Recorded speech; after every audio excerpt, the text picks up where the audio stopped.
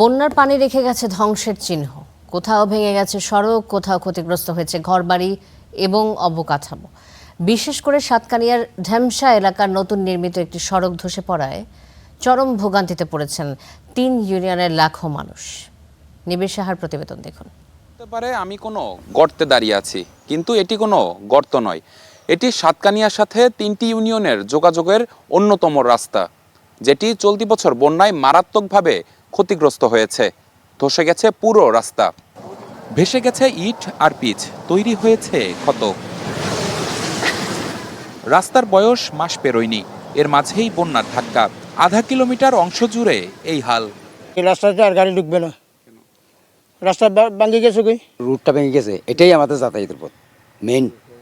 এবার এতটুকু না, অনেক দূর পর্যন্ত এই রাস্তা নিয়ে আমরা খুব ভোগান্তিতে থাকবো। 3টা ইউনিয়নের মানুষ চলাফেরা করে। সাতকানিয়ার ডেমশা, পশ্চিম ডেমশা ও নরুয়া ইউনিয়নের লক্ষাধিক মানুষের যাতায়াতের রাস্তা এটি।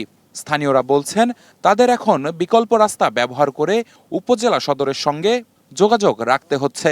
তাই দ্রুত রাস্তাটির মেরামতের দাবি ভুক্তভোগীদের। পুরো রাস্তায় স্টেশনের মধ্যে যাইতে পারে না, স্টেশনের মধ্যে যাইতে বলে অনেক দূর থেকে ঘুরে যেতে হয়। রাস্তা করতে হবে, কিন্তু করলে বারবার করলে হবে না। একবার মজবুত করে করলে তোমাদের টাকাও কম খরচ হবে আর রাস্তাও ঠিক থাকবে। এদিকে উপজেলার 17টি ইউনিয়নের মধ্যে বেশিরভাগ এলাকার পানি নামতে শুরু করেছে। বাড়িঘর আর রাস্তাঘাট থেকে পানি নেমে এখন পানি রয়েছে শুধু নিচু এলাকাগুলোতে। দুপুরে চট্টগ্রামের বাঁশখালী ও সাতকানিয়ার বন্যা কবলিত এলাকা পরিদর্শন করেন ত্রাণমন্ত্রী। জানান, বন্যা দুর্গতদের পাশে আছে সরকার, প্রয়োজনে কয়েক ধাপে ত্রাণ সহায়তা দেয়া হবে। আমাদের মন্ত্রণালয় থেকে যেগুলো ঘরবাড়ি নষ্ট হয়ে গেছে, ক্ষতিগ্রস্ত হয়েছে, তাদেরকে আমরা ঢেউটিন এবং আর্থিক সহায়তা দান করব, যাতে তারা বাড়িতে ফিরে যেতে পারে। আমাদের যথেষ্ট বরাদ্দ দেয়া রয়েছে, যখনই লাগবে আমরা আবার বরাদ্দ দিব, এটা অব্যাহত থাকবে।